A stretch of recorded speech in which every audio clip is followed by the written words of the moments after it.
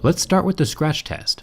I have a set of mineral picks that tell me where the hardness of the glass falls on Mohs scale of hardness. Sapphire glass would be around an 8 or a 9 on Mohs scale, or plastic screens like the Galaxy S7 Active would scratch at a level 3.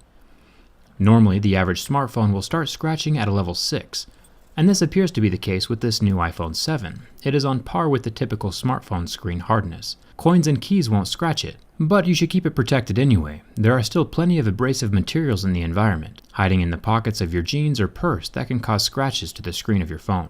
Let's jump down to the home button, or better said, the home touchpad now, since it doesn't click anymore. There have been rumors that the home button and the camera lens are made of sapphire, which would make them extremely scratch resistant, nearing the point of diamonds, which would be nice. Some smartphones, like the Galaxy phones, use a plastic home button that can scratch easily. But so far, this touchpad can resist the scratching from my razor blade. But is it sapphire, or is it just normal glass? The easiest way to find out is using the hardness picks. Like I mentioned before, glass will scratch at a 5 or 6, but sapphire should be around an 8 or a 9. And since this button has a deep scratch with a level 6 pick, we know for sure that it's regular glass and not sapphire. The earpiece is made of metal and very solidly stuck in place.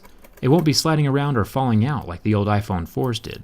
Now with the back aluminum, I will be scratching a jet black version very soon, but so far this matte black version holds up extremely well to my keys. You can hardly tell that it's been scratched. Razor blades, on the other hand, will scratch the phone just fine.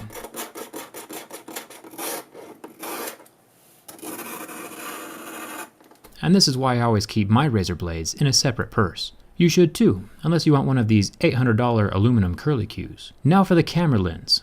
This glass piece is protecting the new 12 megapixel camera inside of the phone, and it is definitely scratch resistant, which is awesome. My razor blade does nothing to it. But is it sapphire? It still scratches deeply at a level 6. So it doesn't look like anything on this phone is sapphire. Sapphire does have its pros and cons, but I'll save that for another video. Next to the camera lens, we have what Apple is calling the Quad LED True Tone Flash.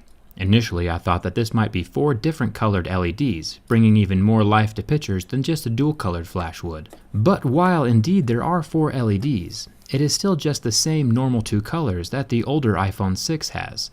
The flash is just brighter now, because there are more of the LEDs, which is good. Checking out the build quality of the rest of the phone, we find out that the buttons are metal, which is ideal. Plastic buttons tend to discolor or pop out more often than metal buttons do, so thumbs up to Apple for sticking with quality materials. The antenna bands are still plastic, but that's a necessity with Apple's design at this point in time.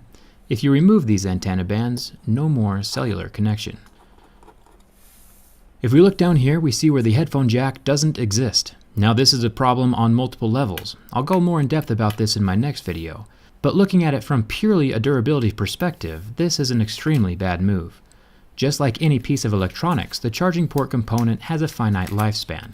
Nothing lasts forever. It is designed to withstand a certain amount of physical wear and tear. This means it could stand 5,000 or 10,000 plugs and unplugs. Nobody knows the exact number but Apple, but essentially, now that Apple is combining the headphone jack and the charging port into one, we have 2 accessories using the same single port, doubling the rate of wear and tear. So once this singular lightning port dies or reaches the end of its lifespan, your phone is toast. There's no backup wireless charging either. So if you are a person who's ever had their charging port stop working on a previous phone, you can sit back and watch your iPhone 7 port die in half the time. Unless you fork over the dough for some wireless headphones, which is what Apple wants you to do anyway. I plan on making a video more in depth about the headphone jack in a few days. It'll be revealing, so subscribe and turn on your notifications for that. What do you think? Is it good that Apple killed the headphone jack? Let me know down in the comments. On to the burn test. The IPS LCD of the iPhone 7 lasted almost 10 seconds under direct contact with flame before the pixels got hot and turned off, going completely black. It is interesting to see what screens recover and which ones don't. Samsung AMOLED screens currently turn white and do not recover from flame. The iPhone, however, completely recovered and functions as normal. It is cool to the touch within seconds. Now the bend test. The iPhone 6 had a nifty little trick that would permanently match the phone to the curve of your body if you ever sat on it. The iPhone 7 does not appear to be as flexible. It is interesting to watch the waterproofing adhesive between the frame of the phone and the screen. You can watch it tear as I heavily flex the phone. So while this phone will not suffer from bendgate or catastrophic failure, I would still not sit on it, just to keep that water resistance intact. Once that adhesive is torn, it will not be as resistant as it once was.